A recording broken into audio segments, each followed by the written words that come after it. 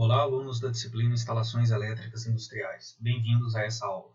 Hoje vamos dar continuidade ao estudo das correntes de curto-circuito e para isso vamos fazer uma breve revisão do que foi visto na última aula para a gente continuar e entender como que os curtos-circuitos fase-terra e fase-fase acontecem na instalação elétrica e como que eles podem ser calculados. Então falei com vocês um pouco a respeito da importância das correntes de curto-circuito, que elas são usadas para determinar espessura dos condutores e como que as proteções do circuito vão funcionar. Com base nesse valor de corrente, eu sei quando que um fusível vai atuar, qual é o tempo de atuação daquela proteção. Enfim, nós vamos ver isso mais detalhado, como dimensionar as proteções. Mas já saibam que as correntes de curto-circuito vão ter uma importância muito grande nesse dimensionamento. Então, alguns pontos onde é mais comum a gente calcular as correntes de curto-circuito, porque são pontos onde a gente vai ter as proteções, Então, de maneira geral, nos quadros e no ponto de entrega de energia. E aí falei com vocês a respeito da corrente simétrica e assimétrica de curto-circuito. Devido à energia armazenada na parte indutiva da instalação, pode acontecer uma corrente assimétrica, Então, ela começa com valores mais elevados, a curva senoide deslocada para cima, e depois ela vai tendendo a uma corrente simétrica. Então, de maneira geral, a gente tem esse comportamento assimétrico no início, mas depois de um tempo as correntes se tornam simétricas. E essa assimetria vai depender do ponto onde aconteceu o curto-circuito. Então, se ele tiver acontecido num ponto de a tensão passava pelo zero, vai ser o ponto de maior assimetria. E se ele tiver acontecido durante o pico da tensão na rede, ele vai ser o mais simétrico possível, E nesse caso a gente considera, para análise, que a reatância do sistema é muito maior do que a resistência. Então, o ângulo é praticamente 90 graus. Aqui tem o fator de assimetria com relação às proporções de x e r.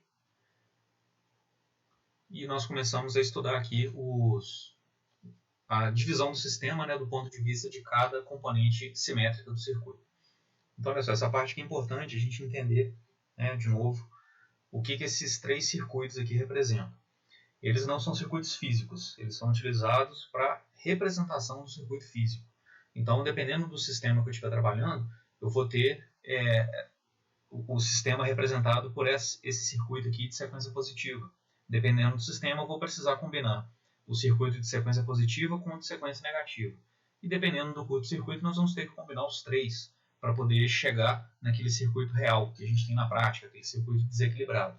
Então, isso daqui seria basicamente como que cada componente do nosso circuito enxerga aquele circuito sob falta. Então, vamos lembrar aí, nós temos lá, durante a falta, uma condição de desequilíbrio das tensões nas fases, porque as correntes de curto-circuito vão gerar quedas de tensão nos próprios condutores, na parte da linha mesmo de transmissão, e isso daí vai gerar valores de tensão diferentes daqueles equilibrados que a gente tem na prática. Então, aqui seria o seguinte, se eu pegar esse sistema desequilibrado e decompor nas componentes simétricas, que nós já estudamos 2 semanas atrás, nós vamos poder enxergar o circuito do ponto de vista de cada componente. Então, peguei lá um circuito desequilibrado, separei ele em sequência positiva, negativa e sequência zero. As componentes de sequência positiva vão enxergar esse circuito aqui, ou seja, eu tenho a alimentação apenas para a parte de sequência positiva e elas vão enxergar também uma impedância. As componentes de sequência negativa vão enxergar a impedância do circuito, que é a mesma que as componentes de sequência positiva enxergam. Então, Z1 é igual a Z2. Normalmente, apenas o valor de Z1 é informado, de impedância de sequência positiva informado. De sequência negativa é só igualar. E, por fim, nós temos as componentes de sequência zero. Esse tipo de componente no circuito só vai aparecer quando a gente tiver corrente circulando pelo terra. Então, seria comum, por exemplo, em um curto-circuito fase terra. Aí vai aparecer esse Z0 no nosso cálculo. E isso daqui existe porque as parcelas de corrente de sequência zero vão fluir pelo terra. Então, elas vão enxergar um circuito que é um pouquinho diferente do que as demais componentes enxergam. Ou seja, eu tenho um circuito que é um pouco maior, porque ele envolve ali os cabos relacionados à questão do aterramento. A resistência de aterramento em si vai aparecer no nosso circuito, ela é um dado importante, então ela não pode ser considerada aqui no caso do Z0. Não é que o Z0 é a resistência de terra mais a do sistema, mas ele é a impedância do sistema mais uma parcela devido a essa questão do fluxo pelo terra. Então, se a gente estiver trabalhando com um curto-circuito que não envolve terra, a impedância de sequência zero está fora, né? A gente não tem que preocupar com ela. Isso daí vai ficar claro daqui a pouco. E aí a gente começou trabalhando no primeiro curto-circuito, que é o mais simples, apesar de sugerir que não, né? Mas o curto-circuito trifásico é o mais simples dos três. Exatamente porque, quando esse curto-circuito acontece, nós temos uma mesma corrente para as três fases, ou seja, há um equilíbrio. Se há equilíbrio, a gente só trabalha com as componentes de sequência positiva. Isso daí facilita muito o cálculo. Então, nesse caso aqui, né, foi considerado um curto-circuito trifásico e apareceu terra aqui por quê? Se o curto-circuito é equilibrado, né, se o sistema está equilibrado e aconteceu um curto-circuito nas três fases, a solicitação de cada fase é a mesma. E no final, é como se a gente tivesse conectado terra aqui. Conectar ou não gera o mesmo resultado, né? Então, no final das contas, esse ponto aqui vai ter um potencial zero, que é o mesmo potencial do terra, lá do transformador, por exemplo. E aí as correntes que vão circular por aqui são correntes de sequência positiva apenas. Quando a gente vai fazer então esse cálculo, nós vamos ter exatamente isso daqui, ó. A rede fornecendo as três correntes equilibradas, e aqui temos a falta, né? o curto-circuito que aconteceu. Se esse curto-circuito acontecer a partir de uma impedância, igual ao caso aqui, nesse ZG que aparece aqui, é uma impedância que foi, entre aspas, né, usada para fechar o curto-circuito. Nesse caso, ela aparece aqui no nosso cálculo. Eu vou levar ela em consideração. Caso contrário, se for um curto-circuito franco, né, ou seja, as fases foram conectadas diretamente umas às outras. Nesse caso, aí, a gente não tem essa impedância ZG, ou ela valeria zero, né? E nesse caso, nós vamos ter o seguinte. As três correntes do sistema, como ele está equilibrado, elas vão ser iguais à corrente da fase A, com as suas devidas defasagens. Então, a corrente da fase A é a própria corrente da fase A, né? Não tem segredo. Então, alfa elevado a zero é igual a 1, vezes IA deu o próprio IA. A corrente IB é a corrente IA vezes alfa ao quadrado. Alfa é igual a 1 com o ângulo 120, ou seja, se eu levar ao quadrado, o ângulo agora é 240, o 1 permanece, né? Então quer dizer que a corrente IB é a corrente A adiantada 240 graus, ou atrasada 120, é a mesma coisa. E por fim, o IC é a corrente A vezes alfa, ou seja, eu estou adiantando ela 120 graus, que é a mesma coisa de atrasar 240. Ou seja, eu tenho IA, se eu atrasar 120 graus eu tenho o IB, se eu atrasar 120 graus eu tenho o IC. E a corrente de Newton, nesse caso, é a corrente que circula pelo... Se houvesse uma conexão com Terra, né, a corrente que circularia aqui por Terra seria a soma dessas três correntes. Mas como o sistema está equilibrado, a soma das três é zero. Por isso que não faz diferença se eu tiver o terra aqui ou não. A corrente que circularia para ele seria zero do mesmo jeito. Então percebam que não há corrente de terra. Eu já posso assumir, né, que nesse circuito aqui eu não vou precisar preocupar com aquela parte de impedância de sequência zero. Tá? E de fato, né, quando a gente analisa o circuito aqui, a gente vê que é basicamente trabalhar com a tensão da rede, né, no caso nós vamos usar a tensão de linha da rede, né, mesmo que sugira que a gente está trabalhando aqui com uma fase apenas, a gente vai usar a tensão de linha. Isso aí porque o cálculo que a gente realiza usando aí as componentes de fase e aquela questão também do sistema IPU, né, do sistema por unidade, né, garante que se a gente trabalhar com tensão de linha, o resultado está correto. Então não se preocupem, é só colocar o valor de linha aqui. A questão é a seguinte, normalmente a tensão de linha é a nossa tensão base. Então, quando eu pego a tensão de linha, que é a tensão base, no sistema base que eu estou usando, ela vale 1. Né? Ela é 100% da base, ela é a própria base. Então, normalmente, esse valor aqui é 1, é escrito simplesmente como 1 PU. E aí eu vou dividir pela impedância de sequência positiva do meu sistema, Z1, e pela impedância de curto-circuito, se ela existir. Né? Caso contrário, se eu falar que o curto-circuito é franco, eu vou simplesmente dividir 1 pela impedância Z1. Isso daí vai nos dar a corrente I1, que é a corrente de sequência positiva. E para esse sistema que a gente está analisando, a corrente de sequência positiva é a própria corrente da fase A. Para obter a corrente da fase B e C, é só trabalhar aí com as devidas defasagens. Né? E aí nós resolvemos também na última aula esse exemplo aqui, que trabalha com curto-circuito trifásico. Não considera uma indústria com as seguintes características. Tensão nominal primária, 13,8 K, a secundária 380, e temos uma impedância de sequência positiva no sistema de suprimento. Então, nesse caso aqui, eu nem falei da impedância de sequência negativa, porque ela é igual à de sequência positiva, e não falei da impedância de sequência zero, porque ela não foi usada. Então, só isso daqui, né, para o curto-circuito trifásico, que é o que a gente está querendo, é suficiente. E aí nós fizemos o cálculo, que é basicamente dividir 1 pela impedância de sequência positiva que a gente tem ali, porque não há impedância de curto-circuito nesse caso, não foi informado nada nesse sentido, né? Então, no final, a gente conseguiu chegar ao valor de corrente. Eu fiz também a simulação do circuito com vocês e a gente chegou no valor certo, né, de acordo com a simulação e com o cálculo, né? E aí a gente deixou para essa aula o curto-circuito fase-terra e o curto-circuito entre fases. Então vamos entender agora como que eles funcionam. Então a primeira coisa importante, o curto-circuito fase-terra é um curto assimétrico, porque agora eu estou conectando uma das 3 fases ao terra. As outras 2 continuam conectadas às cargas que a gente tem ali. Esse tipo de curto-circuito é mais comum, porque é mais fácil, né, acontecer uma falha na isolação de uma fase e aí acontecer esse curto-circuito do que acontecer um curto trifásico, né? Ou, né, devido a alguma falha na isolação ou devido a alguma conexão errada, enfim, a uma própria, vamos supor, né, se tiver lá uma linha de distribuição, algum galho que bateu na linha, acertou uma fase, enfim, essa questão do fechamento é mais comum quando a gente tem uma fase só envolvida, né? E a gente vai trabalhar calculando aí a corrente com as componentes simétricas. Então, a primeira coisa importante, né, aqui do lado está representado o sistema, nós temos então a rede e o curto-circuito trifásico foi fechado na fase A partir de uma certa impedância, né, ZG. Lembrando que esse curto pode ser também franco, e aí eu coloco ZG igual a 0 nos meus cálculos, né? E aí vem aqui o seguinte, IB e IC são ambas iguais a 0, porque não houve um curto-circuito nessas fases, né? Então elas ficaram abertas ali. E aí nós temos essa condição. A corrente A vai ter um determinado valor, que é o nosso objetivo calcular, IB vale 0 e C vale 0.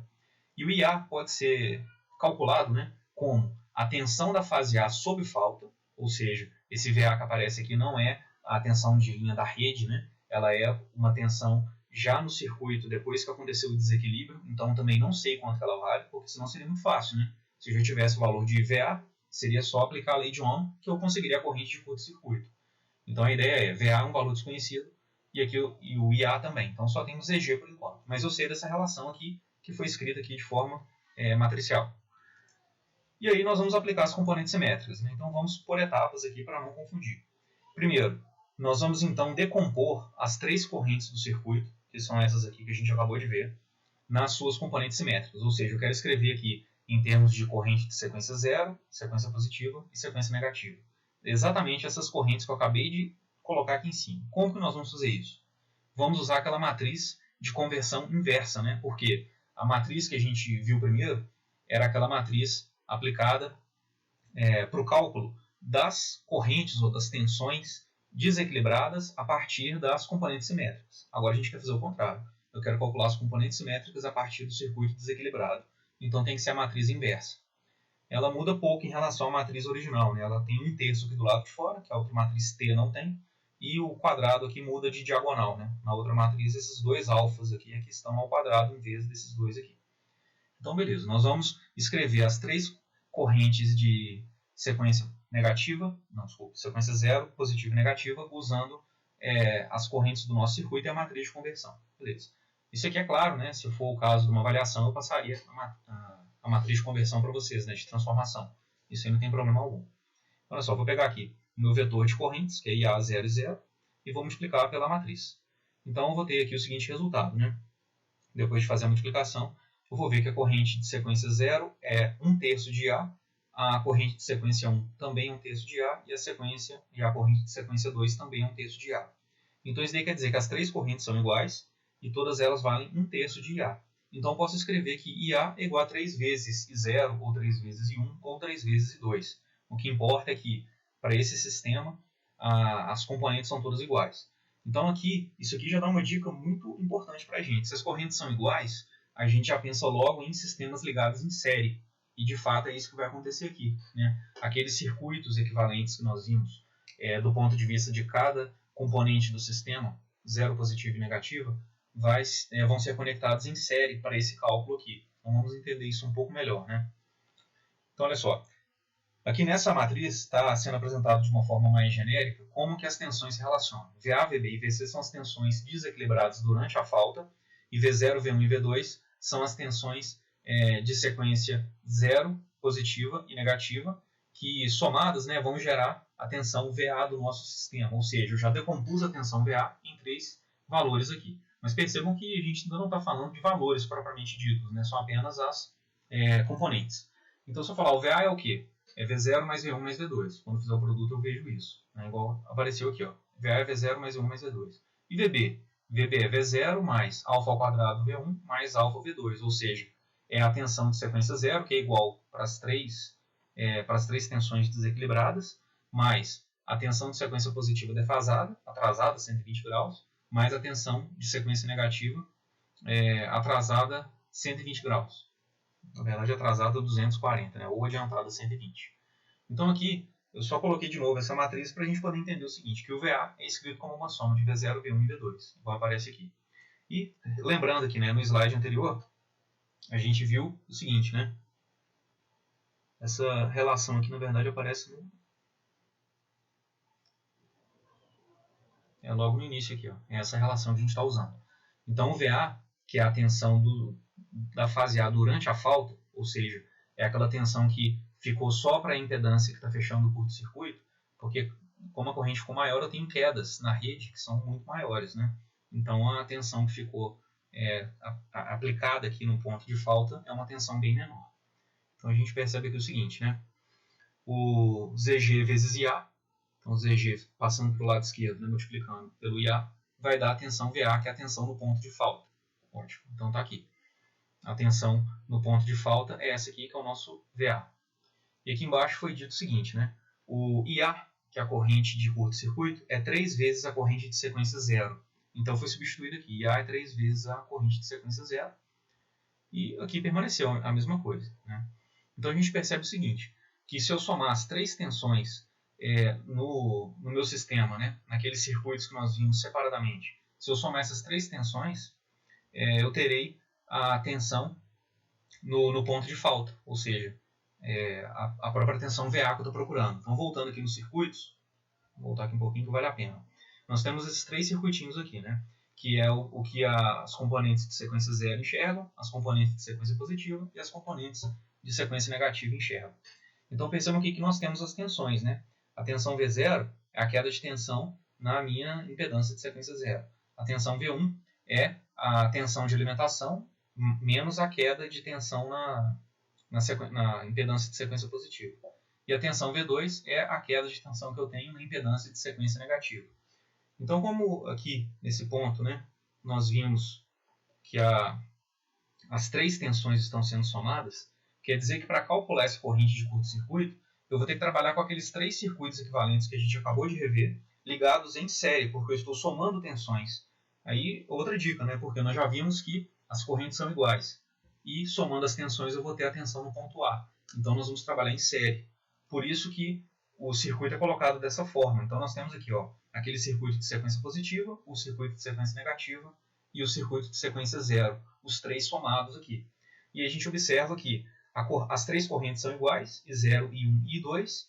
Então, para montar, né, entre aspas, essa expressão aqui, a gente vai ter o seguinte. As 3 tensões aqui estão somadas, porque eu conectei esses 3 circuitos em série. E aqui, a corrente que vai fluir por eles é a mesma, né? Igual a gente já estava esperando, né? Essa corrente que vai passar por aqui vale I0. E, por fim, nós temos aqui do lado uma impedância que é 3 vezes a de curto-circuito, que é exatamente o que está aparecendo aqui, ó.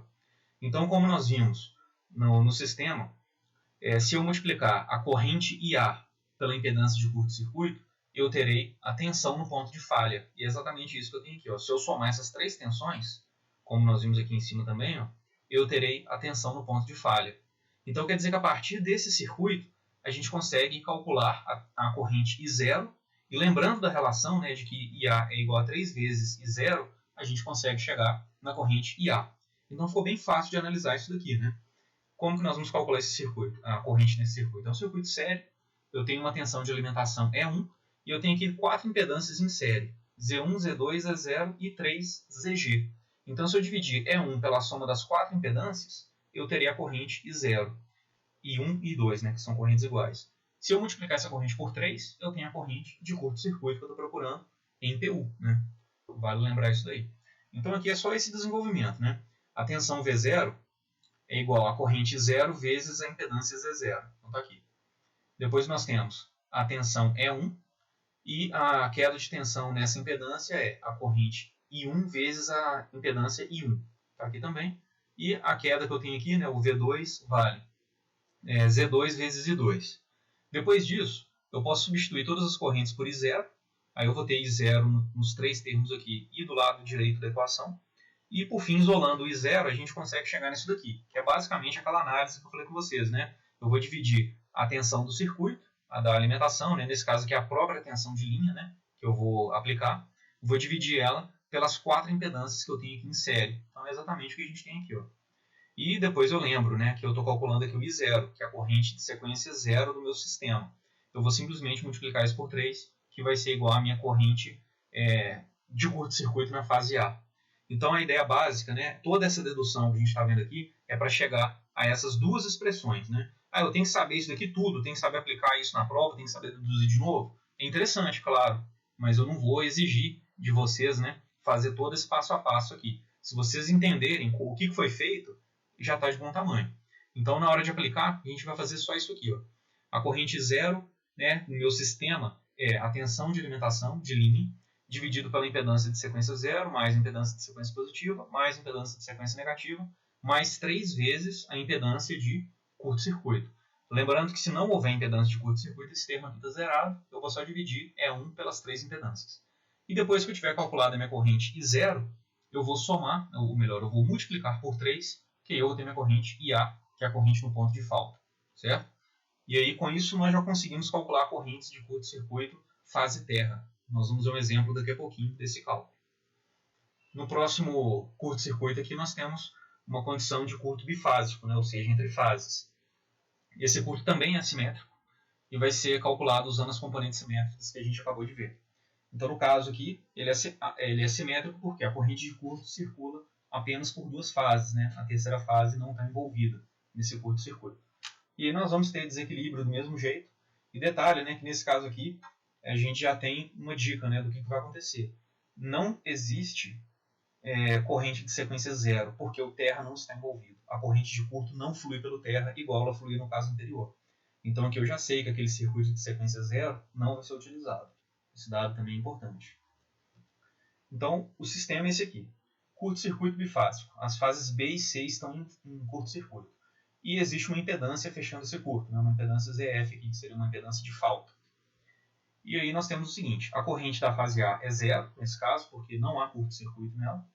A corrente B vai ter um valor específico, e a corrente na fase C vai ser exatamente o valor oposto dessa corrente da fase B. Por quê? A corrente vai pela fase B e volta pela fase C.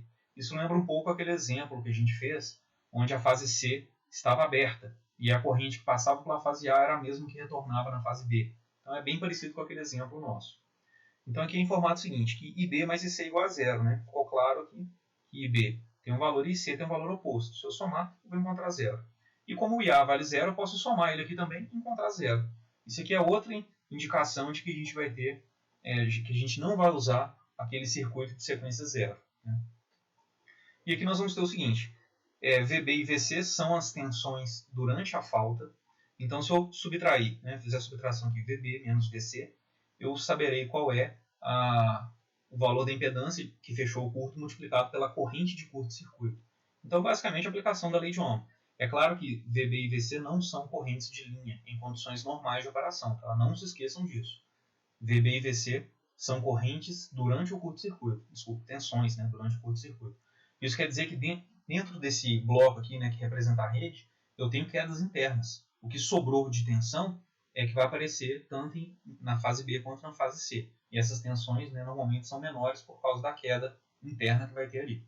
E é claro que são valores desconhecidos. Né? Tanto VB quanto VC quanto IB são valores desconhecidos. E o nosso objetivo vai ser calcular o IB. E se quiser, depois a gente consegue calcular VB e VC também. Apesar de não ser tão interessante. Né? Porque num sistema, na hora de fazer o projeto, tendo a corrente de curto-circuito, a gente já consegue fazer um bom desenvolvimento. Então nós temos aqui as correntes de sequência negativa, positiva e zero, escritas a partir das correntes do sistema, ou seja, as correntes desequilibradas que a gente tem durante o curto-circuito.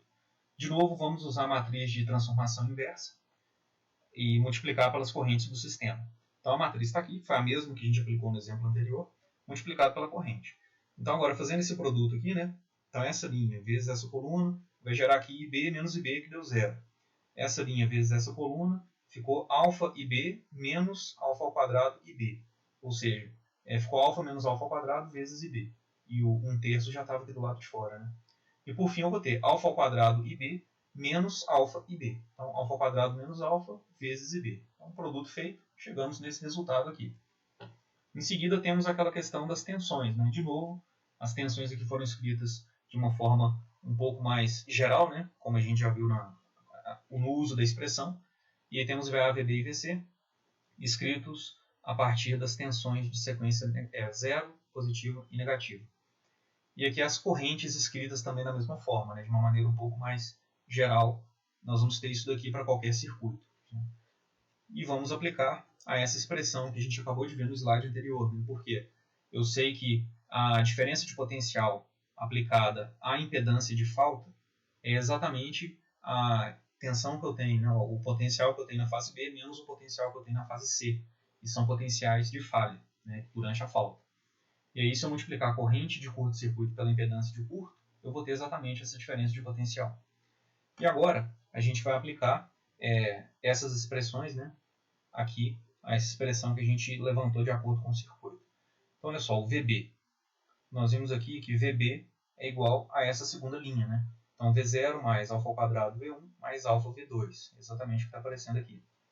O VC é a terceira linha. Então, V0 mais alfa V1 mais alfa ao quadrado V2. Apareceu aqui também. E a corrente IB, de acordo com essa matriz aqui da direita, é I0 mais alfa ao quadrado I1 mais alfa I2. Então, apareceu aqui embaixo também. Ou seja, a gente está só substituindo nessa expressão, né? Lembrando que essa expressão veio daqui. Se eu pegar a diferença de potencial de uma fase para outra, é a diferença que foi aplicada na minha impedância de curto. E agora a gente está desenvolvendo isso daí. Então, a partir dessa expressão, o que a gente pode fazer? O V0 menos V0 cancelou, então. Não aparece V0 nessa expressão de baixo. E aqui eu tenho alfa ao quadrado V1 menos alfa V1. Então, vai ficar alfa ao quadrado menos alfa vezes V1, né? Colocando V1 aqui em evidência. Depois, alfa V2 menos alfa ao quadrado V2. Vai ficar, então, alfa menos alfa ao quadrado V2. Aí, colocando esse sinal negativo aqui do lado de fora, a gente pode inverter a ordem desses dois termos aqui, né? Inverte o sinal dentro, inverte o sinal fora. Isso daí é só uma estratégia porque nós vamos poder cancelar exatamente esse termo no final. Se a gente for olhar aqui a risca, seria o quê? Alfa menos alfa ao quadrado V2. Aí eu teria um sinal positivo aqui e ficaria alfa menos alfa ao quadrado. Quando eu inverto aqui dentro, então, alfa menos alfa ao quadrado vira alfa ao quadrado menos alfa.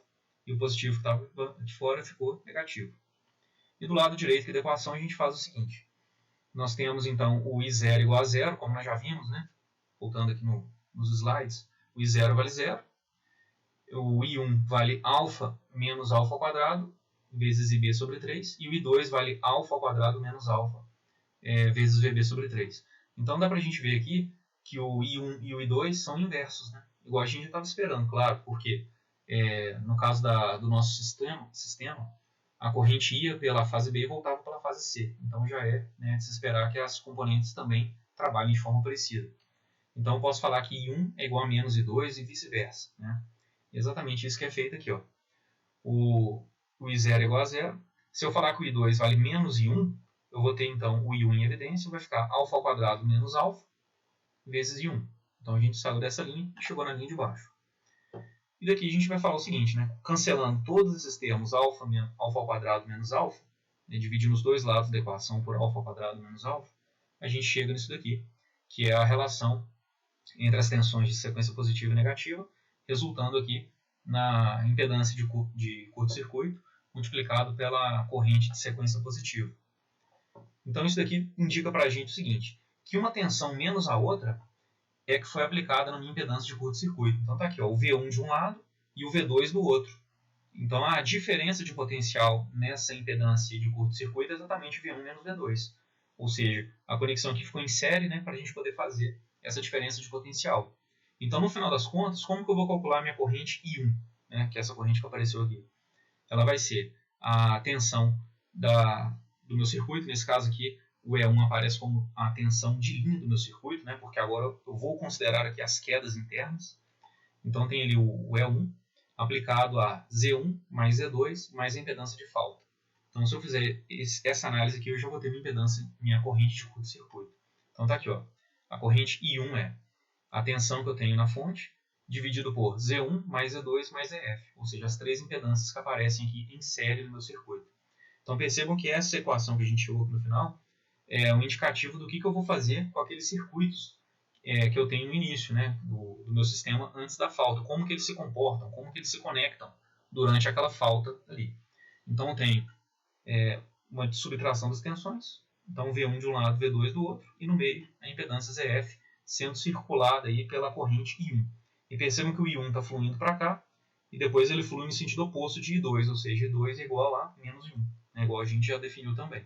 Então todas as nossas análises são refletidas aqui nesse circuito. E detalhe que o que nós calculamos aqui é a corrente I1, que é a corrente de sequência positiva, não é a corrente de curto-circuito ainda. Para calcular a corrente de curto-circuito, nós queremos calcular o IB. Então, voltando aqui, né, como que a gente pode calcular o IB? É só observar, IB é o quê? É I0 mais alfa ao quadrado I1 mais alfa I2. O I0 nós vimos que vale 0. E o I2 vale menos I1. Então, eu posso escrever que alfa ao quadrado I1 mais alfa I2 seria alfa ao quadrado I1 menos alfa I1 de novo. Então, vai ficar alfa ao quadrado menos alfa vezes I1. É isso que está sendo usado aqui, né? E é isso que foi usado aqui também nessa relação. Desse termo, né, para cá, nós vimos que o mais alfa I2 é a mesma coisa que menos alfa I1. Então, ficou alfa ao quadrado menos alfa e o I1, né, o termo em evidência aqui. Então, no final das contas, é só colocar o IB, né, para calcular o IB, eu tenho que multiplicar o I1 por alfa ao quadrado menos alfa. E com isso a gente tem a corrente de curto-circuito na falta bifásica. Então percebam que, no final das contas, apesar de ter uma dedução, né, relativamente complexa, a gente chega a duas expressões muito simples que vão ser aplicadas para o cálculo de curto-circuito. Então, de novo, né, eu não vou exigir que vocês façam toda essa dedução. Eu quero que vocês apliquem as expressões finais, né, e entendam de onde que isso veio. Então, se vocês acompanhando a aula entenderam, ótimo, né? Agora é só a gente aplicar. Se não entenderam, eu estou à disposição, vocês podem mandar mensagem, né? E a gente conversa mais um pouco a esse respeito. E aqui, para ajudar, né, nessa questão da aplicação, nós temos um exemplo. Então, é a mesma indústria do caso anterior, eu só coloco aqui um dado extra, né? Então, vamos lá. Considere uma indústria com as seguintes características. Tensão nominal primária, 3.800 volts. Secundária, 380 volts.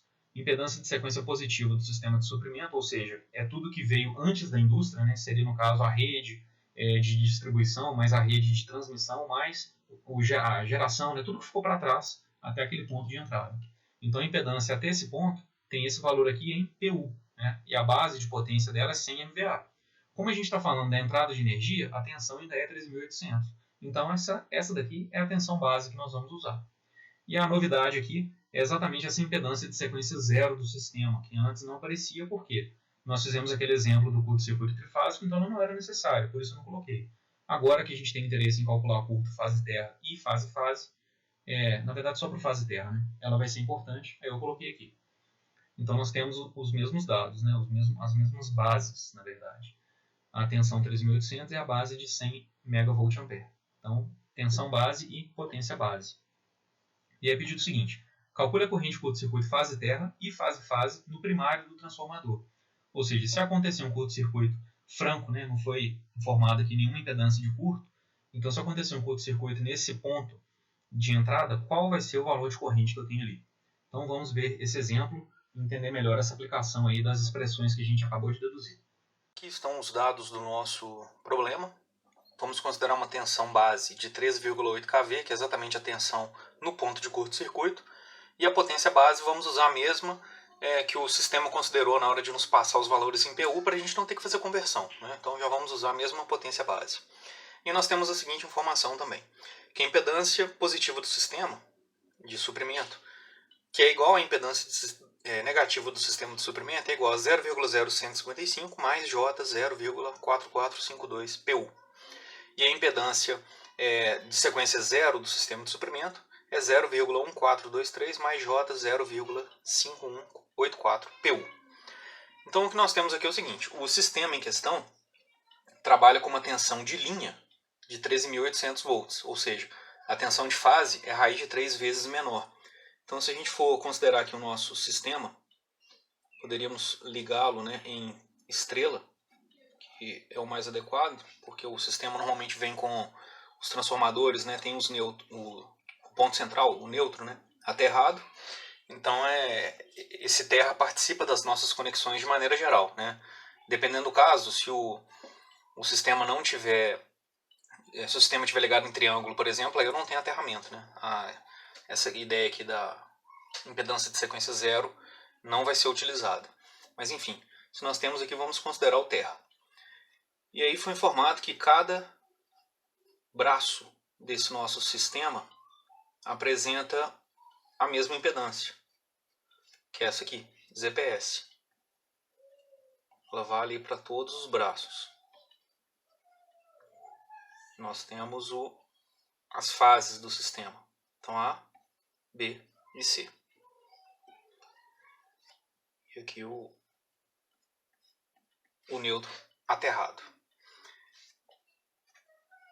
Esse aqui é VA, esse aqui é VB e esse aqui é VC. Então quando eu olho, né, de uma fase para outra, eu vou enxergar a tensão de linha. E essa tensão de linha é igual à tensão que a gente considerou como base. Então, como eu falei com vocês nos slides, essa tensão vai ser usada no cálculo, né? Mesmo que quando a gente vê a divisão do circuito por fase, né? A gente pensa, não, por fase eu tenho que dividir esse valor por raiz de 3. Não. Aqui a gente não vai preocupar com isso. A gente vai fazer sempre a aplicação da tensão de linha diretamente. Porque, como eu falei com vocês, né?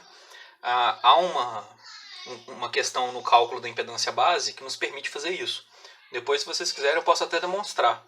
Mas é importante vocês saberem que é só uma questão de aplicar esses valores aí direto. Uma vez que o sistema está pronto, é só a gente calcular agora a corrente de curto-circuito.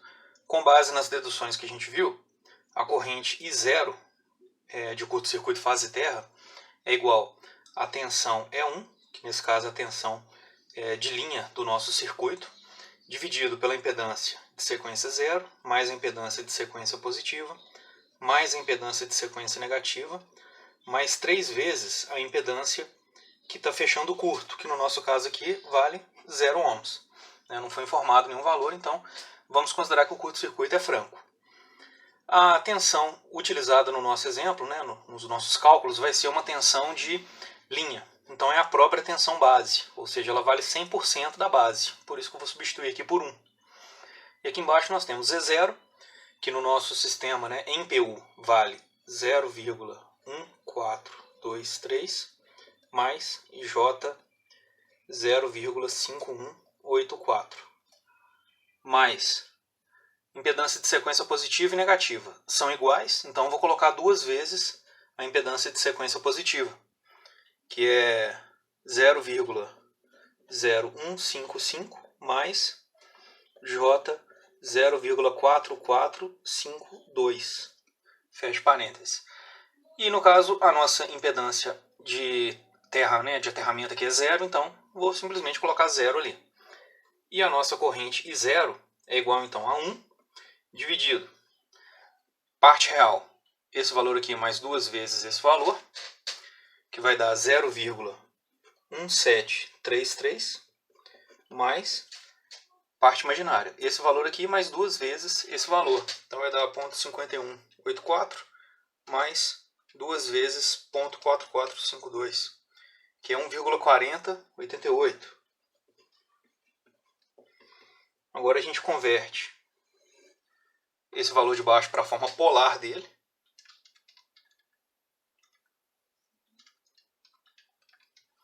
Que é igual a 1,4194.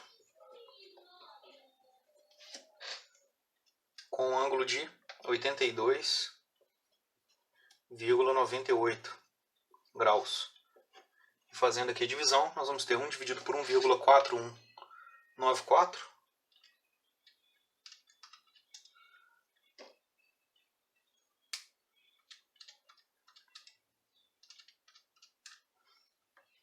Aqui 0,70452. E o ângulo, esse aqui negativo, então menos 82,98. 98 graus PU. Lembrando que a gente ainda tem a corrente em PU. Só que nós não queremos a corrente I0, nós queremos a corrente IA, que é a corrente de falta, né, propriamente dita. Ela é 3 vezes a corrente I0. Então nós vamos ter aqui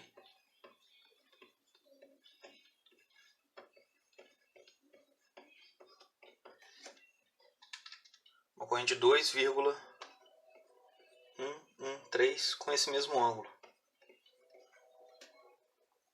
Aqui ela está em PU ainda. E agora, para transformar ela em amperes, nós vamos ter que multiplicar pela corrente base. Nós já temos tensão base e potência base. Vamos calcular agora a corrente base. Ela é a potência sobre raiz de 3 vezes a tensão base. Então são 100 mega dividido por raiz de 3 vezes 13,8 K. Então 100 expoente 6 dividido por raiz de 3 dividido por 13,8 K. Dá 4,184 kA. E a nossa corrente IA é igual a esse valor em PU,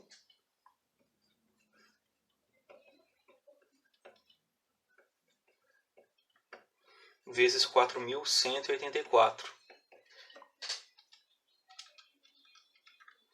Então dá 8,84 com um ângulo de menos 82,98 kA. Então essa é a corrente de curto-circuito monofásico que a gente teria no caso do nosso exemplo. Então lembrando, né, o mais relevante aqui é a amplitude dela, né, para a gente saber como que as proteções vão atuar e tudo mais. O ângulo de fase, dependendo do caso, pode ter sua importância também, mas o foco, né, de maneira geral, vai aparecer aqui. Tá? E uma vez que essa corrente foi resolvida, a gente pode passar para a corrente bifásica. Vamos ver como é que isso daí vai ficar. Então agora temos aqui a corrente fase-fase. Só lembrando, né, voltando aqui no desenho original, a corrente fase-fase é aquela que a gente vai ter quando fechar um curto-circuito de uma fase para outra. Né? Então, em vez de fechar para o TR igual a gente fez aqui, eu vou fechar agora da fase A para B, por exemplo, ou da B para C, igual estava no slide. E aí, para fazer esse cálculo é bem simples, né? Nós vamos primeiro calcular a corrente de sequência positiva. Ela é igual à alimentação que nós temos ali, né? É 1, dividido por 2 vezes a impedância de sequência positiva. Fazendo isso daí, então, a gente já consegue calcular essa corrente I1 e depois a gente faz a relação para ela se transformar na corrente de curto-circuito propriamente dita, né? Então, nesse caso aqui, nós temos 1, que é a tensão na fonte, né? Ela é 100% da base, dividido por 2 vezes aquela impedância que nós vimos, né? 0,0155 mais J 0,4452. Fazendo esse cálculo, nós vamos ter o seguinte. Podemos converter esse número de baixo aqui para a forma polar dele e multiplicar por 2, né? Então 0,155 e 0,4452. Então aqui vai dar 0,89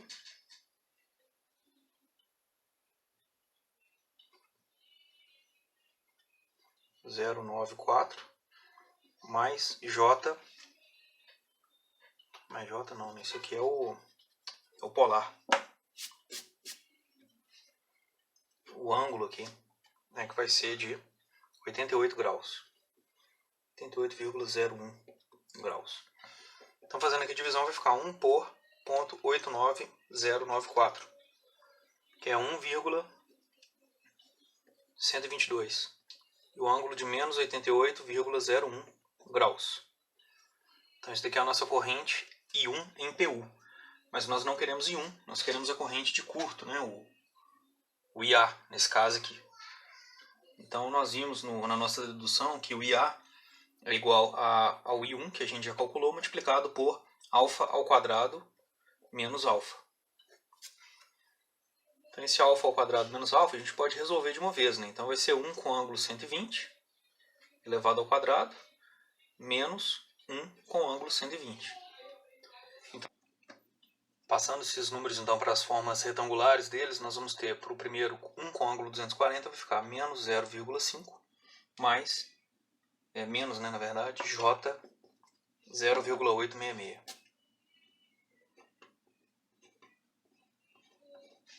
menos, para o segundo número, 1 com ângulo 120 vai ficar menos 0,5 mais J 0,866. Então nós temos aqui menos 5 com mais 5, cancela, e menos J 0,866 mais, menos, né, na verdade, J 0,866 vai dar menos J vezes raiz de 3. Então se a gente multiplicar, né, 0,866 por 2 e elevar ao quadrado vai dar 3. Né? Então é realmente a relação que nós vamos ter aí nesse circuito. Né? Então o resultado final, basta multiplicar I1 por J, menos J vezes a raiz de 3, ou é a mesma coisa que a raiz de 3 com ângulo de menos 90 graus. Pode usar os dois aí. Na verdade, esse segundo é mais interessante porque ele já está na forma certa para multiplicar. Né?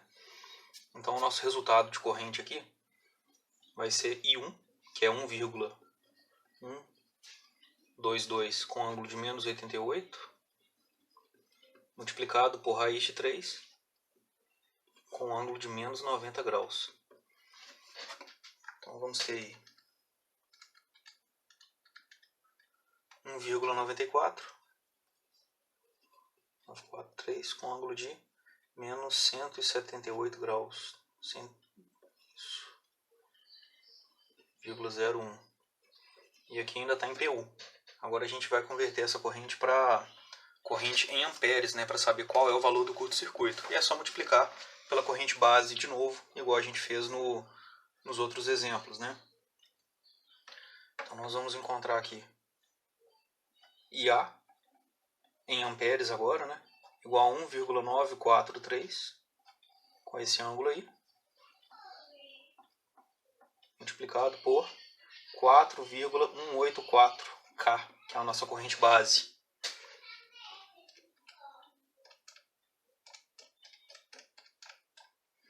Então vai dar 8,12 com ângulo de menos 178,01 graus. Quiloamperes. Né? Então temos aí a nossa corrente também para a condição de falha bifásica. Então resolvemos para os dois casos. É possível simulá-los, né, claro, mas eu vou deixar para vocês fazerem a simulação do circuito bifásico. Então a atividade dessa semana é a simulação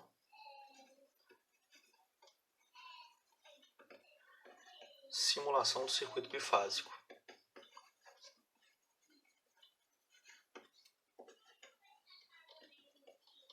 Eu não vou pedir para vocês simularem um monofásico porque ele é um pouco mais trabalhoso, né? Como vocês viram, ele usa aquela impedância de sequência zero, então a gente tem que colocar uma certa impedância no terra para ele funcionar de maneira adequada. Eu vou passar só a simulação do circuito bifásico porque ele só trabalha com as impedâncias de sequência de fase positiva. Então não é tão complicado assim fazer a simulação dele. Vocês só precisam tomar alguns cuidados. Né? Primeiro, vocês vão fazer o circuito conforme ele tá aparecendo aqui, né? Nesse exemplo. VA, VB e VC são tensões de fase. Então eu coloquei aqui na frente. VAB vale 13,8K. Mas quando eu pegar VA, por exemplo, ela vai valer 13,8K dividido por raiz de 3. Tá? Então cuidado na hora de fazer a simulação. Coloca os valores certos aqui. Depois vocês vão colocar só a impedância de sequência positiva, igual está aqui nesse exemplo.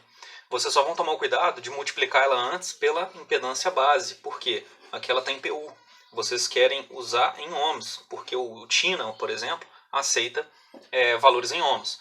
Então a ideia é multiplicar pela impedância base, que inclusive, né, já podemos até deixar ela aqui para vocês não terem dúvida.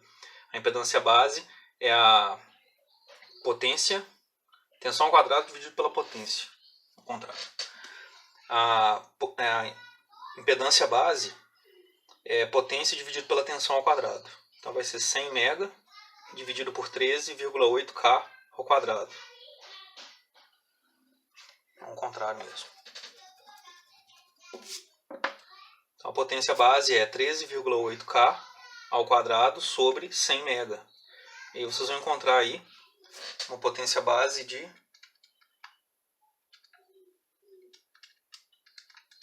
1,9044. Então vocês vão fazer aí, né? Essa impedância multiplicado por 1,90 44, igual está aqui embaixo. Colocar ela no tina, a resistência é bem direta, né? Vocês vão lá e escolhem o resistor com esse valor. Já a reatância indutiva não, né? Vocês vão ter que fazer XL é igual a J vezes 2πfL. Então vocês já têm o XL, vocês vão precisar calcular o L para poder colocar no tina. Ele pede lá a indutância, né? E a frequência do sistema vocês podem usar 60 Hz. Então vocês vão fazer basicamente o circuito que eu montei na aula passada, só que agora vocês vão simular um curto-circuito bifásico, em vez do trifásico que eu fiz para vocês. E eu peço para que vocês me mandem, né, via AVA, apenas um print com a tela do circuito montado, né, e os medidores fazendo lá a medição da corrente de curto-circuito bifásico. Lembrando que o monofásico é mais elaborado, vocês não precisam preocupar com ele, tá? Então eu vou recolher essa atividade na próxima semana, fazer a correção para vocês. E desejo a vocês então um bom estudo e nos vemos na próxima aula.